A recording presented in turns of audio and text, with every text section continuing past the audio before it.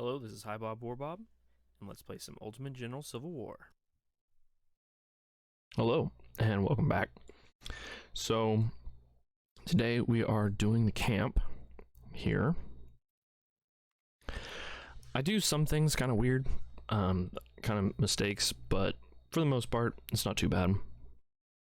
I wanted to buy a fresh general, so I did. I didn't want to buy a one that wasn't part of that whole thing. And you want to get your, 3-star in charge of a corps. And overall, just looking to make as good a units as I can. I'm not aiming for 2 stars this time. I'm aiming for just a lot of 1 stars. Not for any particular reason, but after this battle, I believe I'll be able to do quite a bit more 2 stars going forward towards Shiloh. I think I get like 5 or 6 2-star infantry in that battle, which helps out a whole lot. Here I'm trying to do 2 main things. Get some experience on some lower officers, so I'll have a little bit better officers for the next battle, and trying to get close to getting a second 3-star general. I have the one, my main guy. I just need another 1 or 2. That will help out a whole lot going forward. The other thing is to spread out the experience without spreading it too thin. You want some guys that are going to be 2 stars in the next battle, so you don't want to lose the ability to make those guys 2 stars in the next battle if you spread them out too thin. Buying up most of the Lorenzes, making a unit of Harper's Ferries. Just overall, just after this point, it's basically just going through the motions of getting the army done, because we're now spreading out all the experience over the rest of these units.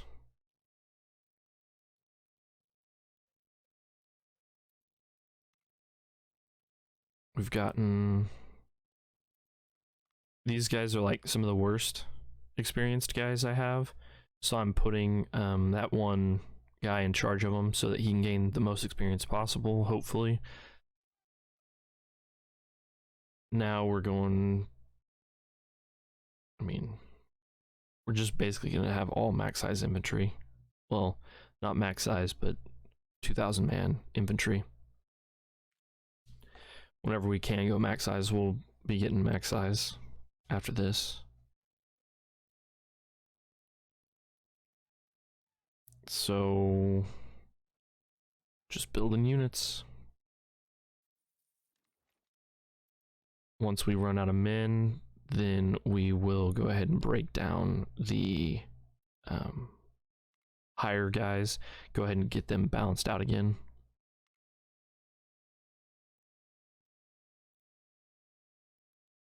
So we don't want to take too many of our 2-star generals, because we don't actually need experience on our 2-star generals necessarily. Like right now, we aren't going to have a 3rd corps for a while. Having 2 is really good, so that's why that 1 2-star generals there, Gibbon, is there to get that second 3-star general. I think after Shiloh, I'll have 3 3-star generals is the goal. That's partly so that you can have a speed general or something else if you need to. Don't think right now it's really necessary, but there's some battles, I don't know about on the Union side, but on the CSA side, there's definitely some battles that you want to have that that first perk be speed, just because it's so helpful. That's just my opinion, obviously. Here we're just getting everything back to built. Figured I'd go ahead and bring the Palmettos to this battle, just because. Go ahead and leave him as a major general, because I don't need him anyway in the battle. So I'm not too terribly worried about it. So here we're going to break down all these and get their experience to be the same across the board for our best units.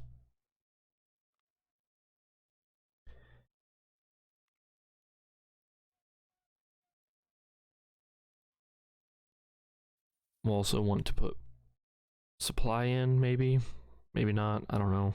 We don't really need supply all that badly in a lot of these battles, just because we've got so many infantrymen that they carry more ammo than like cannons do in some ways. Like the number of men that an infantry unit can kill while they're standing in the open is higher than the number of men that an artillery unit can kill while they're standing in the open, just because they do that much damage. You have to be closer. You can't be out of range of the enemy, so it's just kind of a relative thing here. Getting all our units mocked up for this. I think it's like 3 farmers, 3 or 4 42s, 3 Lorenzes or 4 Lorenzes. There's a Lorenz. Okay, so like 3 42s, a Palmetto, 3 Lorenzes, 55 Harbor's Ferry. So it's not a bad army. It's a little bit lacking in stars so far. Only have those. Everybody's a 1 star, but that's still a little lacking. I kind of wish that I could have some 2 stars now, but if I did that, then I wouldn't be able to get experience on all these officers that are lower, and that's really something that I think is very important right now, is gaining some experience on some of those other officers. Because coming up, you'll really want to have colonels to be able to do more balanced armies. Like, it's just easier whenever you have colonels. I do like the number of officers I have. I just have to continue moving in that direction is the big takeaway.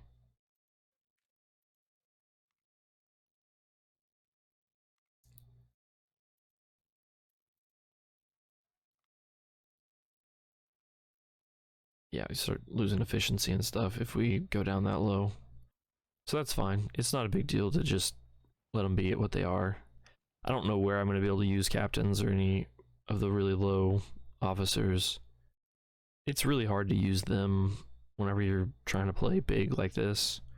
Just because, I mean, you almost need a major general just to be able to put them in charge of like an even decent sized unit.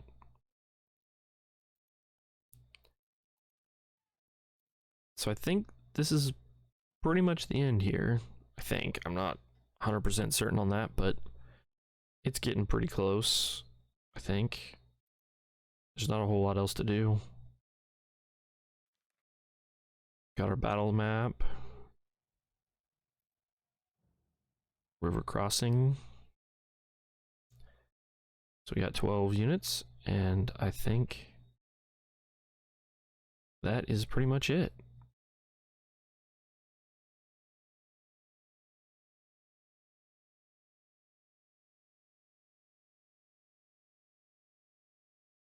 Wow, I guess I leave some empty room here in case I wanted to talk with in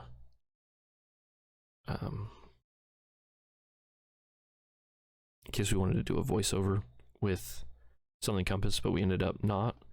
So I will leave you guys here. You guys have a good one, and I'll see you in the next one. Bye. Well, this has been a blast.